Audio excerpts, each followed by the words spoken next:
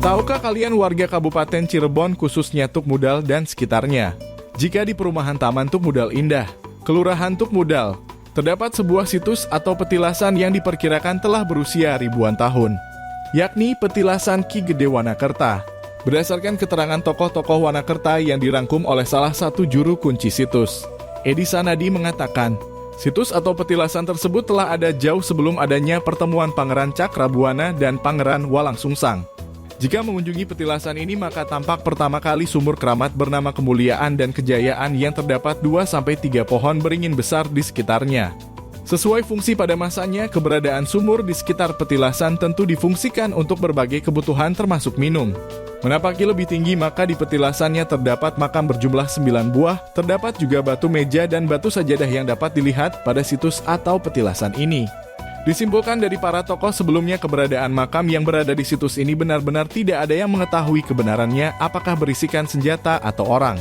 Dikatakan Edi berdasar keterangan sesepuh-sesepuh terdahulu Ki Gede Wanakerta tidak diketahui asalnya dari mana namun karena singgah di desa Wanakerta sehingga disebut Ki Gede Wanakerta. Memiliki hobi beribadah khususnya zikir menanam tumbuh-tumbuhan yang salah satunya alang-alang yang menjadi salah satu awal mula nama Ki Gede Wanakerta memiliki banyak sebutan. Konon suatu hari terdapat hayawan atau kerbau makan tanamannya dan diketahui oleh Ki Gede Wanakerta. Nah, jadi petilasan ini adalah tanda buktinya makom, dan makom itu juga saya nggak ngerti yang bikin siapanya. Jadi orang datang dari sana ke sini adalah ke makomnya. Jadi petilasannya itu adanya makam. Makam kan makom.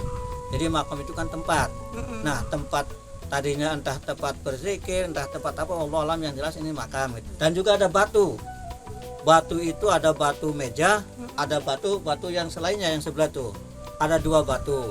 Yang orang baik dari mana kadang-kadang di batunya. Nggak tahu, saya ngerti kalau orang lain kayak batu itu ya pun nggak bisa.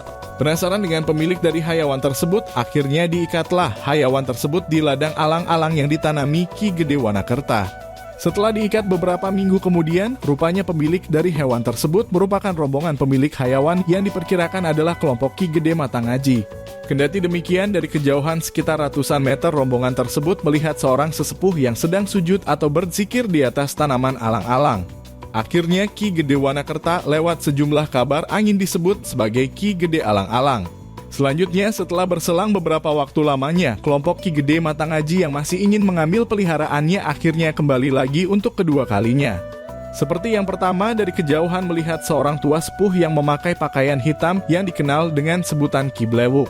Melakukan percobaan terakhir kalinya, rombongan Matangaji kembali lagi datang, namun sekali lagi tampak dari kejauhan seorang sepuh yang sedang zikir atau sholat dengan sajadah dan perkiraan baju putih di atas angin. Akhirnya diurungkanlah niat oleh Ki Gede Matangaji dan rombongan untuk mengambil hayawan tersebut. Dari sanalah Ki Gede Wanakerta mendapatkan sebutan Ki Gede atas angin karena terlihat sholat di atas angin. Ki Gede Wanakerta selain berzikir juga mengajarkan ajaran kebaikan iman Islam di tanah Cirebon khususnya di Wanakerta. Memiliki luas lahan sekitar 300 meter persegi, petilasan ini juga menjadi cikal bakal desa Wanakerta dan Tuk Mudal. Menariknya saking banyaknya sebutan bagi Ki Gede Wanakerta, banyak spekulasi juga pendapat bahwa nama asli dari Ki Gede Wanakerta adalah Syekh Danuwarsi atau Pangeran Walangsungsang.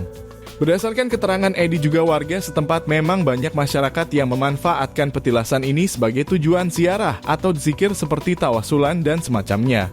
Untuk mengunjungi petilasan ini cukup mudah, terletak di perumahan TTI Kelurahan Tuk Mudal. Namun jangan sampai lupa pepatah di mana bumi dipijak di situ langit dijunjung. Artinya menghormati tempat serta menjaga lisan dan tingkah laku. Dari Cirebon, Sarah Utami melaporkan.